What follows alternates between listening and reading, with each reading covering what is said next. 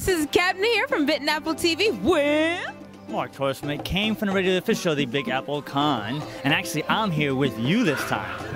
I was trying to give you still props though, because we love you so much. We're here down here at WinterCon, of course, nerding out, checking out all the Star Wars people, checking out Killer Pillows, anything that we can basically get our hands on. What are you looking forward to the most of this con? What am I looking forward to? I'm looking forward to see Gil Gerard, because I was a huge Buck Rogers fan, and I know he is here along with Aaron Gray. So the original Buck Rogers and Wilma is here. We've already interviewed Felix Sylvia, who was Twiggy in a previous show. So let's see what happens. I'm looking forward to just running around like a crazy person. Just for the record, do you know who I am?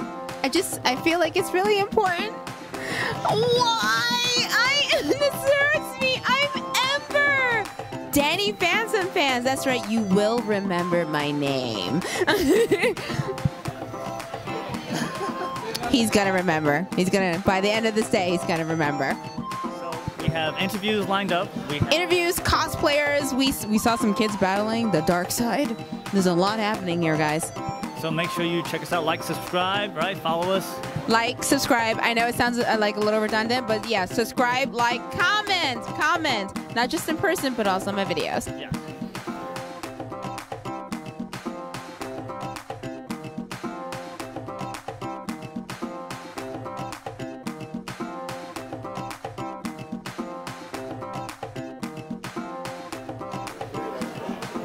Hi guys, this is CADMA here from Bit and Apple TV in conjunction with It Came From the Radio. Now we are down here at WinterCon, and I have to say I was walking by Roland and I saw his tagline up there about being broken and which piece to pick up first and kind of just getting everything together, and I thought I have to find out a little bit more about Remnant. So please let my audience know about Remnant. Oh my God, you're so tall. He was sitting a second ago. I'm just short. I'm sorry. Go on.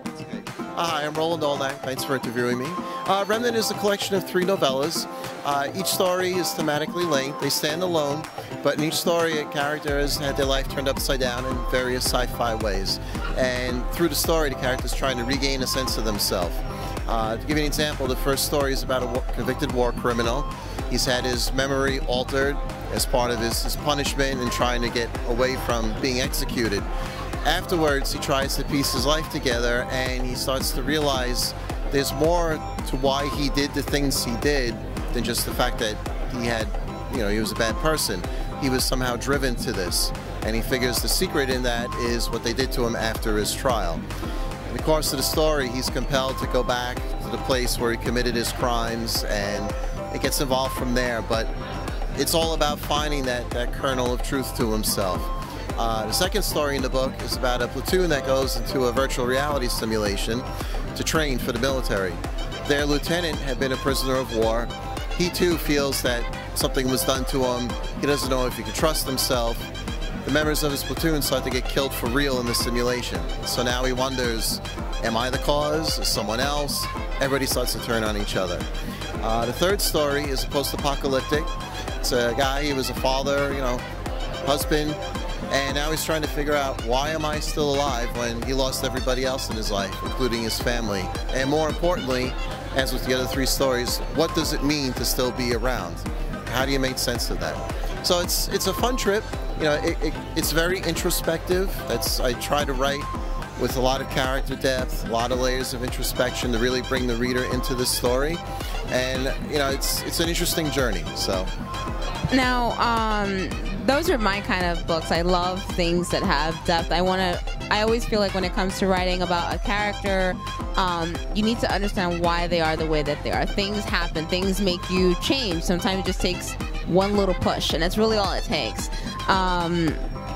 For you to sit down and write this, it sounds like you're writing from like a perspective as a psychologist. So do you have any backing on that, or is it just something that you're just naturally interested in? It's funny you say that, because someone made the same comment to me yesterday. No, I don't have a background in psychology, but just, I guess you could say, a student of human nature, That's fair. At least you're observant enough to notice these kind of things in people. So when it came to, I guess, out of curiosity, if you don't mind, what would be your defining moment that made you stop and kind of like look back at yourself and wonder, well, why do I do the things that I do in order for you to create this book? Well, I think everybody has in their life those certain key points where they know they could have gone this way or that way. I try to be very self-conscious of those, and usually when I try to construct my characters and the various tortures I throw at them, I try to think to myself of the most important things in my life, and what if I made that counter decision and they didn't turn out the way I have them now, because happy to say I have a very nice, solid, stable life. But, you know, it's very narrow sometimes in your life experience how things can go so right or they can go so wrong. So I try to imagine when I'm my characters, you know, if things had gone wrong, and having them gone right for me personally gives a lot of that emotional depth that I can put in there, because now I start to think, well, now I know what it would be like to feel that I've lost something so important. Wow.